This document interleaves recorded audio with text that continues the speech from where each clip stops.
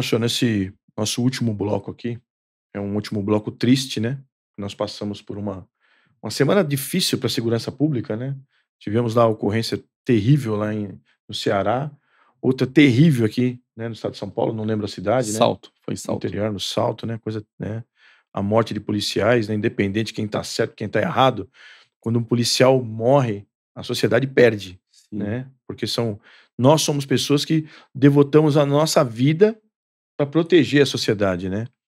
E para nós aqui, especificamente, guardas municipais aqui do estado de São Paulo, uma semana também terrível com a morte dos 2 policiais lá de Carapicuíba, né, da GCM de Carapicuíba, né. Sim, o Matheus e o Renard, né? Sim. Renard foram atacados, eles não sei se foram atender a ocorrência, não sei se era patrulhamento de rotina. Eu sei que eles chegaram em determinado ponto e a viatura deles foi alvejada por diversos disparos.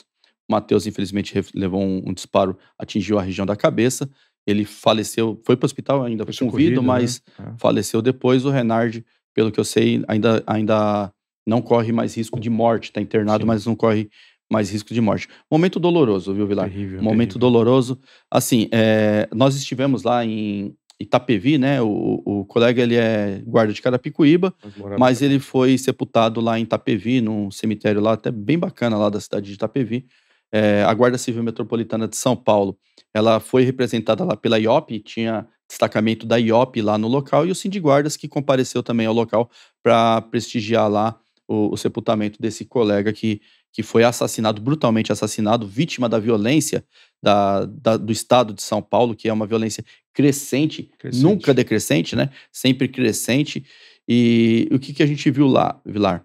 A comoção, né? Sim. A comoção. Tinha a Guarda Civil ali do estado de São Paulo inteiro. Acho que todas as guardas civis assim da região metropolitana estavam lá presentes, porque Sim. tinha seguramente mais de 500 pessoas, né?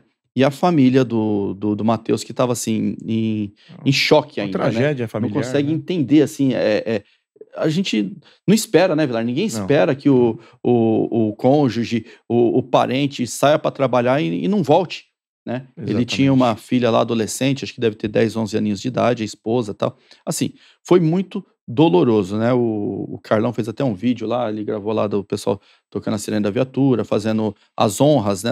As honras e as homenagens que fazem mesmo no cortejo fúnebre. Mas assim, é triste, doloroso mesmo, Vilar, ter que participar disso. Assim, a gente preferia visitar Carapicuíba, como nós já fomos, né? Carapicuíba, Cotia, outras cidades, para evento para discutir política, para crescimento da guarda, para de repente até fazer seminário e tal. Sim. Nunca num momento desse, né, Vilar? É triste, viu? Mas eu acho o seguinte, viu, Márcio, a importância, né, dessa união dos policiais ali nesse momento de dor, né, porque assim, se nós não fizermos nada, se nós não falarmos nada, esses policiais morreram em vão.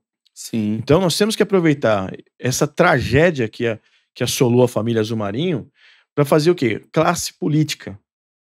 Olhem por nós, né. Então assim, eu li uma matéria, até publiquei na minha rede social, lá no Facebook, lá de Vila Velha, no Espírito Santo, né. Então um jornalista lá, sei lá que diabo que o cara é lá, e ele fala lá que o absurdo que a guarda de Vila Velha tá usando fuzil, né. Então aí eu falo, no meu Face eu falo: "Nenhuma guarda usa fuzil, nós usamos carabina".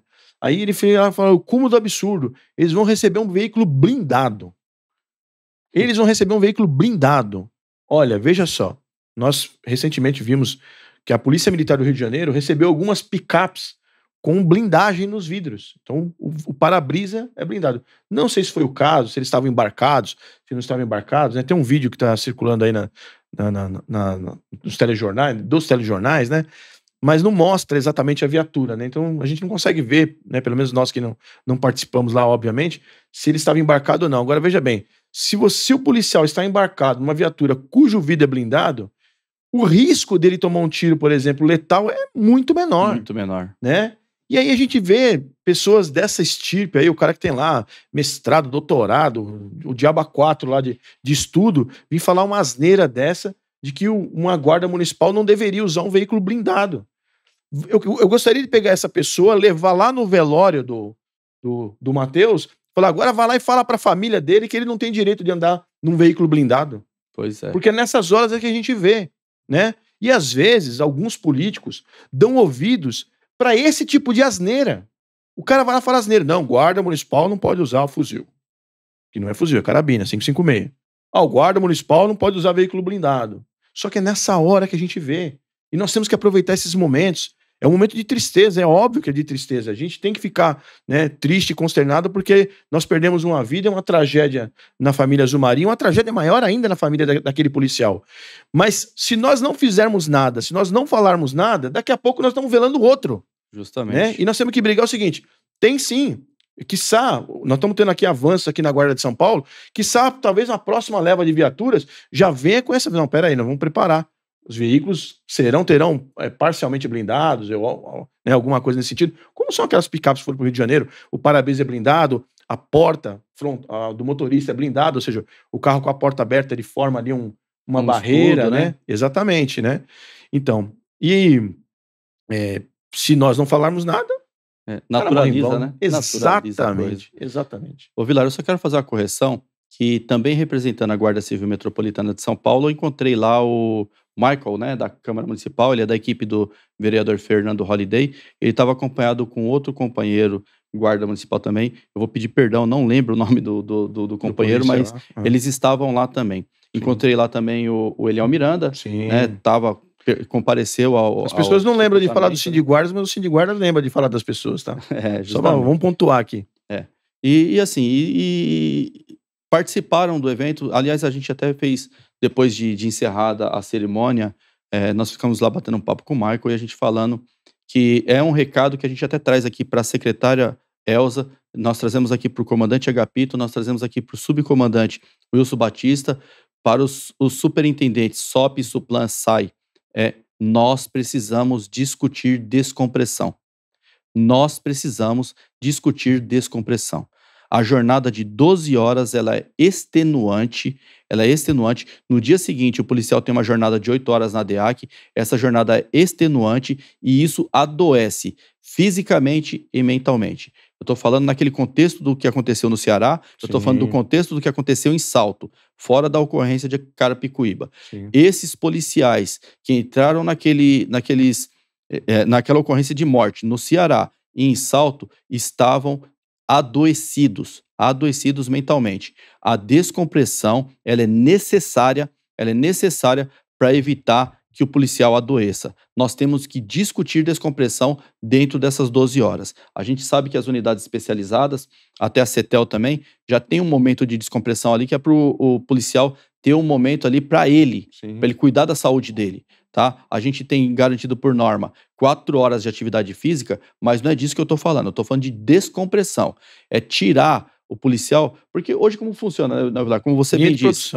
O Vilar bem disse, é uma linha de produção. O policial chega às 6 horas da manhã na unidade, 6h05 ele está embarcado, não tem tempo de tomar um café da manhã, já está atendendo o protocolo, atendendo ordem de serviço, e ele vai encerrar às 18 horas, quando dá sorte de encerrar dentro do horário às 18 horas, às vezes não se alimentou, às vezes mal teve tempo de tomar uma água, às vezes mal teve tempo de fazer uma higiene pessoal, usar o banheiro e passou 12 horas ali em linha de produção. Quanto tempo você acha que dura um ser humano trabalhando nessas condições? Você acha que vai trabalhar até os 65 anos de idade, como prevê a nossa regra de aposentadoria? É óbvio que não. Isso tem que partir do executivo, isso tem que partir do governo. Descompressão. A gente tem que pensar um método para que o policial não fique 12 horas em linha de produção. Tá? A gente tem que pensar um método para que esse policial tenha um momento para ele cuidar de si, para que não ocorram mais tragédias como já aconteceram aí Brasil afora. Exato. E as nossas condolências aqui, né, Marcelo? A família dos policiais, né? Do policial, do Anderson Fábio, né? Anderson Fábio Matheus, né? E rezar aqui pela prontidão aí, a saúde aí do Renard, né? Sim, sim. E contem com o seu sindicato, né? No que for possível a gente auxiliar, mesmo sendo o GCM de Carapicuíba, não está na nossa base territorial, sim, né, ô Vilar, mas o que for possível, cara, assim, em orientação, em trabalho mesmo, o que for possível, conte com a gente está à disposição.